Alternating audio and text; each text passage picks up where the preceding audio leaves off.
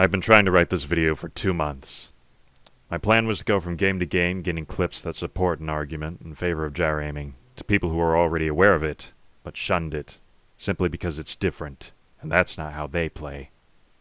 Apex was a weird and terrible choice for me, because I've never played it, or any kind of battle royale shooter before it.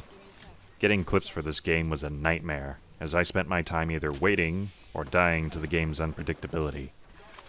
But I stuck to it. I grounded as often as I could to try and prove once again that gyro aiming is not a gimmick. 2. Electric Boogaloo.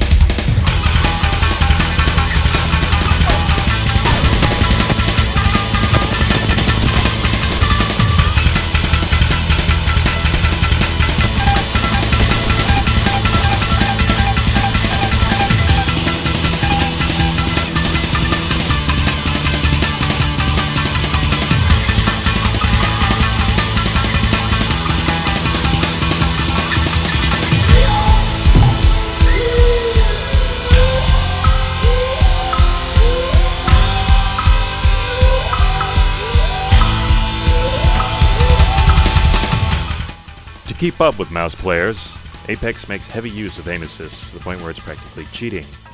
You'd think this would make stick aiming preferable, but not quite.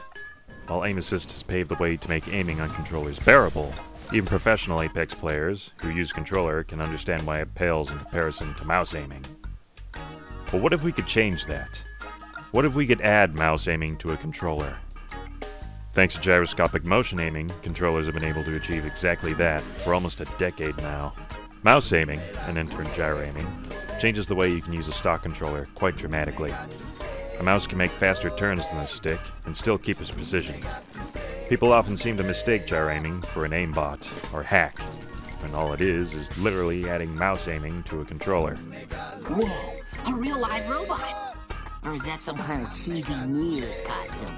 The only difference being that instead of moving your arms horizontally, you use more vertical movement. Sort of like using a real gun. You could also think of it like light gun gaming, or aiming in virtual reality.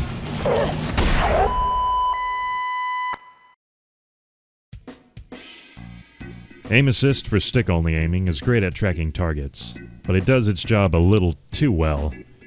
For aim assist to work, the computer has to be told to track targets for you, but computers don't know which specific targets to track. If someone jumps in front of your target, the aim assist will compensate by tracking the wrong one. This could mean life or death for either of you. The other guy could kill you before you got the chance to kill him, or he could slip away before you managed to get your reticle back on them. Mouse aiming doesn't have this weakness, as you have to manually track your targets. If someone passes in front of your reticle, your aim won't be thrown off, and you can finish the job before the enemy escapes. Or worse. Another point to be made for gyro is how it changes the way you use buttons while aiming at the same time. Everyone who uses a controller is aware of the dilemma of having to take your thumbs off the right stick to do specific actions like reloading, switching weapons, or using abilities, or even something as simple as jumping. People clamor for controllers with paddles or buttons on the back of them for this specific reason. You can perform all these actions and still keep your thumbs on the sticks, so your reticle stays on target. But what if you could still aim at targets and perform all those actions at the same time, without needing a controller that costs half as much as the console you're probably playing on? With gyro-enabled controllers, you can still aim at targets without needing the right stick at all. You get the same potential speed and precision as mouse aiming, without needing to add expensive paddles to the bottom of your controller. Gyros, in comparison, are rather inexpensive. The PS4 controller from last gen cost the same as an Xbox controller does now, and it had far more features crammed into it. I've seen countless controllers with gyro on the market lately for around or under $60, and if Microsoft starts making their controllers gyro-enabled, I doubt they remove support for their previous controllers, something they've tried making a strong point of supporting this gen. Gyro can also change the way you use your sticks altogether. It could lessen the wear often caused by heavy use for fine and broader aiming, by requiring them to aim less often. It can even change the way you use the right stick to increase your aiming speed far more effectively than using the right stick by itself. Using both the right stick and gyro with each other can yield amazing results in speed and precision. Allow me to introduce you to Flick Stick. GibSmart, the guy who kinda heads the development of gyro aiming outside of Nintendo, found a way to repurpose the right stick by giving it the ability to turn your camera in the direction you flick the stick instantaneously in a perfect 360-degree radius. Ugh, that's a mouthful. Let's say you have someone coming at you from behind. You could rely on high stick sensitivity to meet them if they are already attacking you. Because even at the highest sensitivity, I notice stick aiming in most games is still rather painfully slow compared to mouse aiming. Or you could simply flick the right stick down and immediately do a 180-degree turn and take them on almost instantly. Most shooters like Apex nowadays can take heavy advantage from flick stick. You can immediately face any direction you need at a moment's notice. In a game like Team Fortress 2, this would be a spy's worst nightmare. Okay. But you may have noticed the drawbacks to flick stick by now. How do you aim up and down? That's where gyro aiming comes in. With gyro paired with flick stick, you have the tools to take on mouse and keyboard players. This is something that can benefit almost all gamers on console, especially in an era where crossplay is becoming more prominent with multi-platform games. I'll admit gyro isn't a perfect solution for everyone. Some people can't adapt to a new control scheme as radically different as this. But there's no shame in sticking to the control scheme you've been using for years. If a game offers gyro as an option, odds are that you won't be forced into using it. Some people, on the other hand, physically can't use it. I haphazardly stated in my previous video that some people with physical disabilities would be hindered by gyro aiming. But disabilities aren't the same for everyone who has one. I've seen in comment sections of videos on gyro aiming that some people have problems with their hands, and that trying to use sticks are either difficult or painful to them. But using gyro aiming makes first-person shooters possible for them. Accessibility is something game designers should keep in mind, and not including an option like gyro for gamers who need it is insensitive.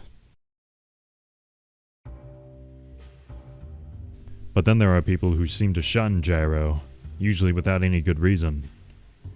I've received a lot of baseless backlash from my last video. People claim that gyro aiming is a gimmick, probably because they've been haunted by the Wii era of gaming, when motion controls had to be stapled into almost every game to make it sell on the hardware. That it's something that is purposely catered to children, despite the alarming amount of excellent shooters the Wii had. Nintendo has used gyro as descendant of Wii controls, but that shouldn't discredit gyro or IR aiming. Actual motion-based gimmicks like waggling for an annoying QuickTime event most people mistake it for are a thing of the past. Even shooters of the Wii era were closer to mouse aiming than sticks ever were. Is that so hard to believe? I'm literally playing Metroid Prime on mouse and keyboard. It's playing just fine. People also think that it would be too tiring to hold the controller up whenever they need to aim, but this isn't exactly the case. I don't hold the controller in the air like Frankenstein's monster when playing this way. I can easily rest the controller in my lap and still play just fine. I don't think I've ever gotten tired from using this method yet. Besides, I don't think a little forearm exercise hurt anyone. Someone also stated that it has no point in PvP because it's considered cheating, calling it a crutch. It's not. It's no more of a crutch than using a mouse would be, unlike aim assist, which specifically helps your aim with stick-only aiming. Also, don't try and convince me that you don't use it when it's suddenly convenient for you. Nice try. The same guy also wanted to discredit paddles, claiming they don't improve anyone's performance. That thing I mentioned a lot of people want in their controllers because it makes aiming and performing face button actions at the same time easier earlier on in the video. Real cute. Gyro isn't something that should be feared. Everyone should at least give it a fair try in something simple, like a firing range in your favorite game, or a campaign if it has one. While I was making this video, Apex Legends released on the Nintendo Switch, and along with it included gyro aiming. Unfortunately, it's a little broken, and to some extent, so is the PC version. On PC, using mouse with controller at the same time messes with the mouse's sensitivity. I had to fangle keyboard inputs for some things to get it to work properly. An issue its older brother Titanfall ironically doesn't share. Meanwhile, the Switch version has so much drift compensation that when you try to track a target, your cursor fights you and tries to recenter itself. It feels like my aim is being forced away from my target. Respawn, if you can, please fix these issues. Oh, and please add proper gyro aiming to the PlayStation versions of Apex. Stop dying and fix my gyroscope! I don't even know what a gyroscope is. The game's director stated in an interview for the Switch release that gyro was something they couldn't achieve before. despite having launched on the PS4 first. This isn't exactly their fault. Sony hasn't made a strong effort to communicate with developers that their controllers support this technology. This video is kind of an open letter to game devs to consider supporting gyro in their games. Xbox doesn't have it yet, and I made my last video specifically in response to that. There was a growing fan base for this. I urged them to add it to more of their games so more people can try it and see what they think of it. Sony seemed to have listened, as they've started to implement it into more of their games recently. It's great that they've done this. It's not perfect, but it's a start. That about does it for this video. Before I end, I'd like to make a call to action. If you enjoy gyro aiming, I'd like to see you make your own video on it, like JibSmart, Narelle, and myself, and sharing it with developers if you can. There's even a Discord for fans of gyro aiming where you can share these clips. I and everyone there would love to see them.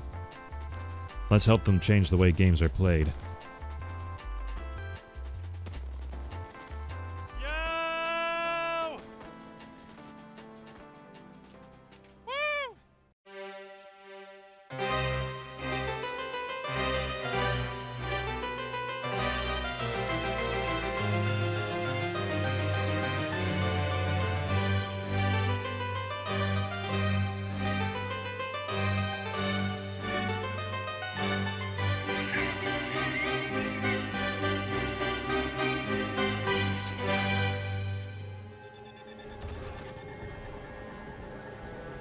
Shout out to my single patron. Donations from you guys is going to help me make more interesting content in the future. Thank you very much.